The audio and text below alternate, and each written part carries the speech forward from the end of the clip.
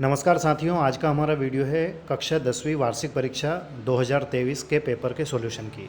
Video को अंत तक देखिएगा, साथ ही अपने फ्रेंड्स, रिलेटिव, क्लासमेट्स के पास प्लीज़ शेयर ज़रूर कीजिएगा ताकि वह भी अपने आंसर्स को चेक कर सके।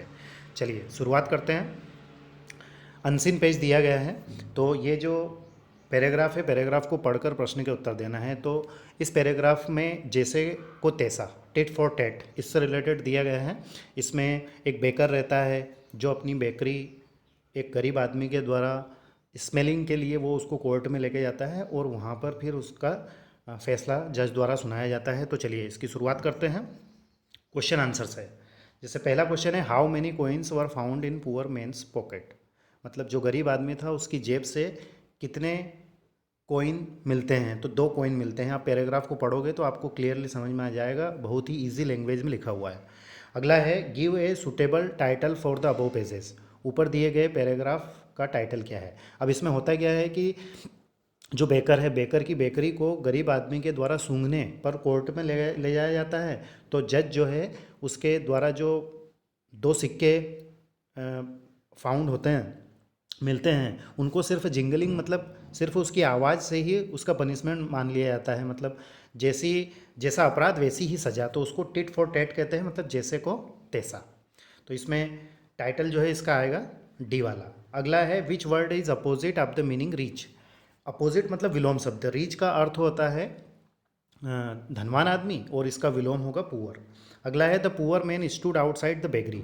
बेकरी मतलब जो बेकरी की दुकान है, उस दुकान के बाहर जो गरीब आदमी खड़ा था, तो वो क्यों खड़ा था? वो इसलिए खड़ा था to enjoy the smell of baking bread. मतलब जो ब्रेड पक रहे थे, है ना, जो हॉट गर्म थे, उसकी जो खुशबू आ रही थी, उसको सूंघने के लिए, उसकी गंध का आनंद लेने के लिए वहाँ खड़ा हुआ था। तो ऑप्शन नंबर सी इसका सही रहेगा। अगला है, the baker took poor man to.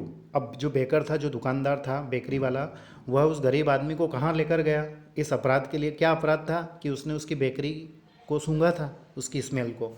तो वो कोर्ट लेकर जाता है। अगला क्वेश्चन, माफ़ कीजिएगा, ख़त्म हो गए हैं। अब क्वेश्चन नंबर 2 है यहाँ पर। तो इस पैराग्राफ को यदि आप पढ़ोगे तो इसमें आप पाओगे कि एक बच्चा जो रहता है वह एक पिजन, मतलब एक पक्षी जो है, उसकी मदद करता है।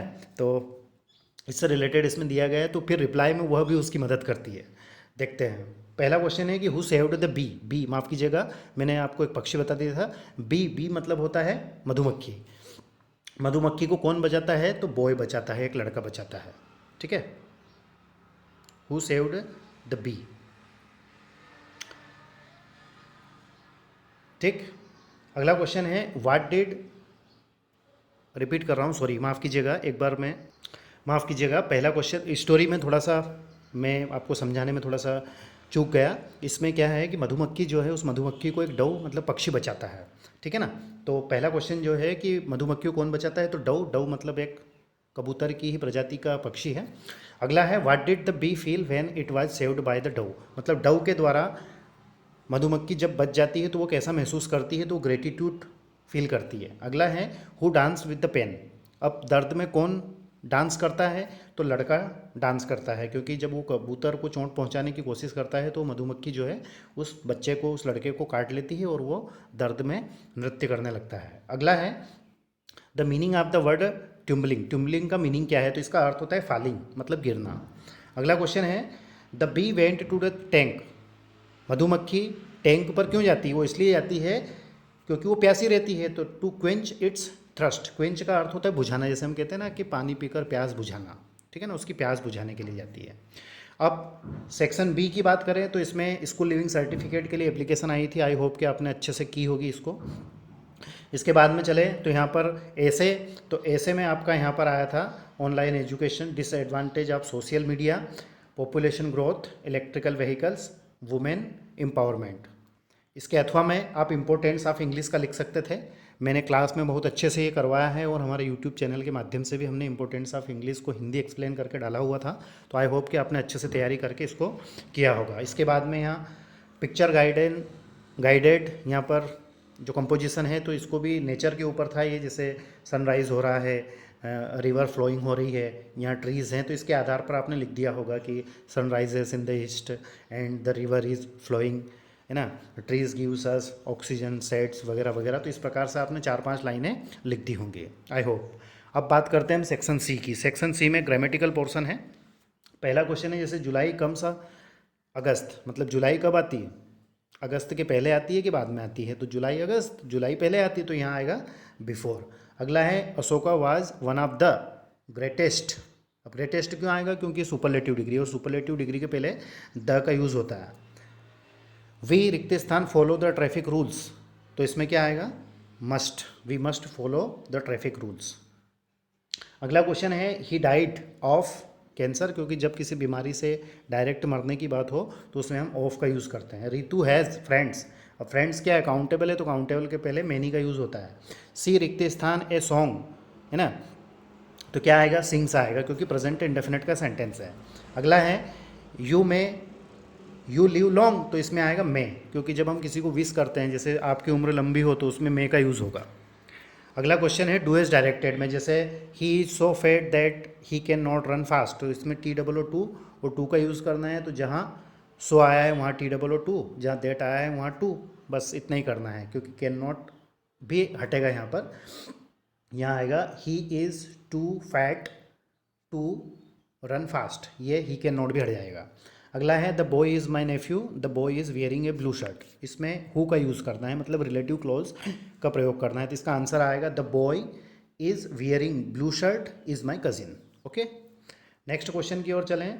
Unless you run fast you will miss the train, if के स्थान पर अनलेस का यूज़, माफ कीजिएगा, अनलेस के स्थान पर इफ़ का यूज़ करना है, तो जहाँ अनलेस है वहाँ इफ़ लगा देंगे। अब इफ़ आएगा और अनलेस हटेगा तो इसके साथ में वर्ब के अनुसार यहाँ पर डू नॉट, डिड नॉट या डज नॉट का भी यूज़ होगा, तो यहाँ पर आंसर हो जाएगा if you do not run fast you will miss the train. अगला है पुलिस अरेस्टेड द थीफ, इसका नेगेटिव करना है, तो अरेस्टेड है मतलब वर्ब की सेकंड फॉर्म, वर्ब की सेकंड फॉर्म मतलब पास्ट इंडेफिनिट, पास्ट इंडेफिनिट मतलब हेल्पिंग वर्ब डिड, तो इसका आंसर हो जाएगा पुलिस डिड नॉट अरेस्ट। अब अरेस्टेड में ईडी हट जाएगा, अरेस्ट द थीफ मतलब फर्स्ट फॉर्म में आ जाएगा। अगला है राम राइट्स अ लेटर, इसको पैसिव वॉइस में चेंज करना है ना, तो a letter is written by Ram. अगला है swimming is a good habit, इसमें इट का प्रयोग करना है। Rewrite the sentence beginning with it, है ना। चलिए इस क्वेश्चन को मैं आपको कमेंट्स करके बताऊंगा, आपने इसका क्या आंसर लिखा है ये आप मुझे कमेंट्स करके बताइएगा, क्योंकि अभी थोड़ा सा मुझे कन्फ्यूजन है। ममता गोज टू स्कूल एवरीडे, इसको इंट्रोगेटिव करना है, तो इंट्रोगेटिव करने के लिए हेल्पिंग वर्ब आगे आती है और क्वेश्चन मार्क लगता है, तो गोज है मतलब प्रेजेंट इंडेफिनिट। अब जब वर्ब की फर्स्ट फॉर्म में ACIS होता है तो हेल्पिंग वर्ब डज का यूज़ होता है, तो does Mamta go to school everyday और क्वेश्चन मार्क। नेक्स्ट है आंसर, मतलब ये ऑब्जेक्टिव टाइप क्वेश्चन है, तो इसमें पहला आएगा जैसे according to Mandela what comes naturally to human heart, तो इसमें आएगा love. What was the name of Anne's diary, मतलब एने की जो डायरी थी उसका नाम क्या था, तो किटी था। Coorg is famous for coffee. What name was given to otter, otter का नाम क्या था, तो ओटर द मिसबिल, ऑप्शन नंबर डी इसका सही रहेगा। अगला है how was the weather when pilot started flying aeroplane, weather मतलब मौसम कैसा था जब पायलट एरोप्लेन को उड़ाना शुरू किया, तो वो क्लियर था, इसका है। Pilot was going to England, England जा रहा था। The above page is taken from which lesson, तो ये आएगा ब्लैक एरोप्लेन, ठीक है ना। अब फोग रॉबर्ट फ्रॉस्ट के द्वारा लिखी गई पोएम को देखते हैं, तो what has been personified in the above given lines, मतलब ऊपर दी गई लाइनों में किसका मानवीकरण किया गया। पर्सोनिफिकेशन का अर्थ होता है मानवीकरण, मतलब निर्जीव वस्तु को सजीव वस्तु की तरह मानना, तो इसमें आएगा फॉग, ठीक है ना, फॉग को। अगला है आफ्टर सिटिंग फॉग, क्या आएगा, मूव ऑन आएगा। देखिए लास्ट लाइन में silent haunches then moves on.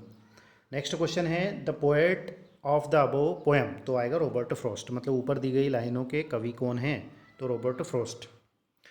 इसके बाद में बात करें तो ये नोट में की समरी के लिए आया था, है ना, तो द हिमालय, ठीक है ना, या फॉरेस्ट, है ना, इसके ऊपर आप नोट मेकिंग आराम से कर सकते हैं, हमने अच्छे से आपको करवाया था।